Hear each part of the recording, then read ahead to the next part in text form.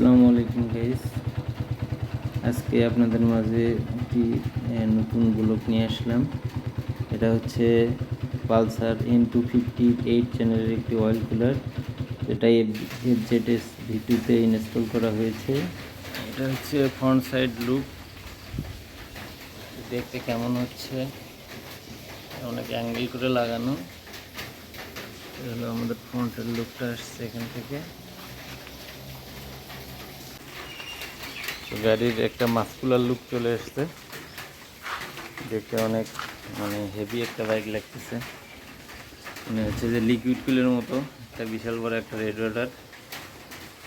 তো মার্শাল্লাহ, এটা যথেষ্ট আপনার টেম্পারেচারটাকে ডাউন রাখবে।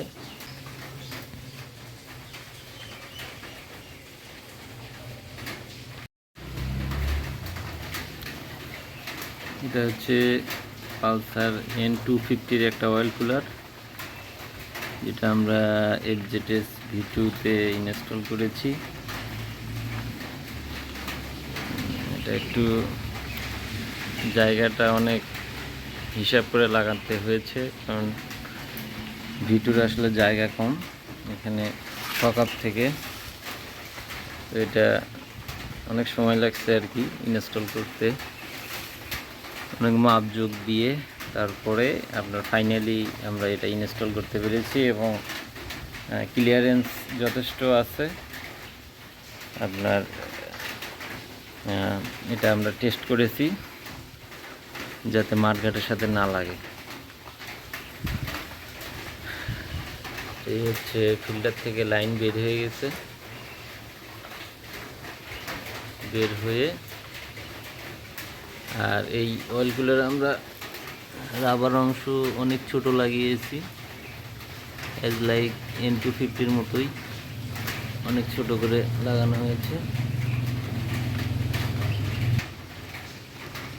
পালসার 220-তে যে আমরা অয়েল কুলার ইনস্টল করেছি, ওটাতে আপনার হচ্ছে কিলাম দুটা, একটা দুটা, বাট N250-তে আপনার কিলাম হচ্ছে তিনটা। ওখানে দুটো দেখিয়েছি, আরেকটা কিলাম হচ্ছে এই জায়গায়, এই যে এখানে। এটা যথেষ্ট স্ট্রং করছে এবং আপনার অয়েল কুলারটাকে চেপে রাখার জন্য, ইঞ্জিনের সাথে চেপে রাখার জন্য এবং একটা অ্যাঙ্গেল শেপ দেওয়ার জন্য এটা যথেষ্ট সুন্দর হয়েছে। এই জিনিসটা যাতে সামনের দিকে এইভাবে সামনের দিকে না যায়, এই জন্য আমরা এই কেলামটাকে টেনে লাগিয়েছি, যাতে এটা সামনের দিকে ঝুলে না যায়। তো ইনশাল্লাহ এটা যথেষ্ট স্ট্রং হয়েছে। এটা গাড়িকে ঝুঁকায় ফেলাইতেছে, একটু লড়ে না।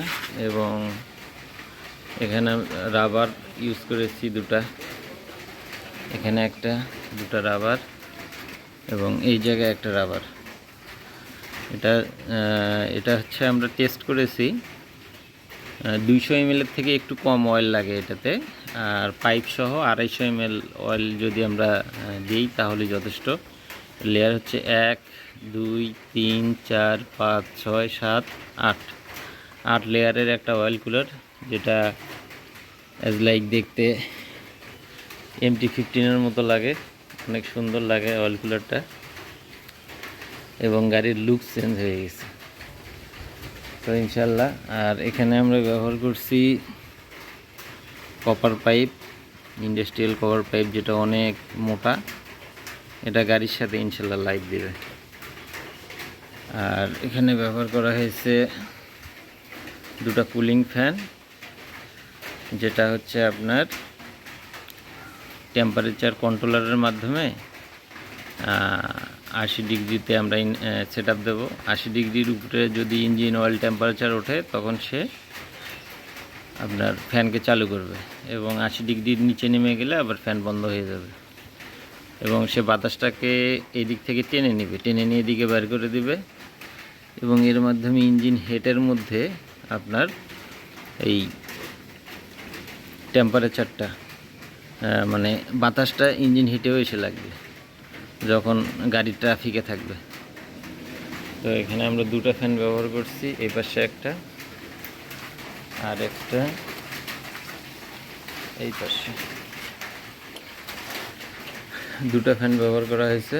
এটা হচ্ছে সেন্সর, এটা হলো সেন্সরটা এখানে ভিতর থেকে টেম্পারকে সেন্স করে এই যে সেন্সরের লাইন এটা চলে যাবে কন্ট্রোলারে।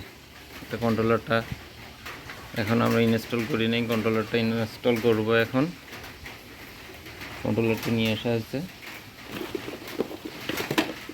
এগুলো আমাদের কন্ট্রোলারটা আমরা ইনস্টল করব।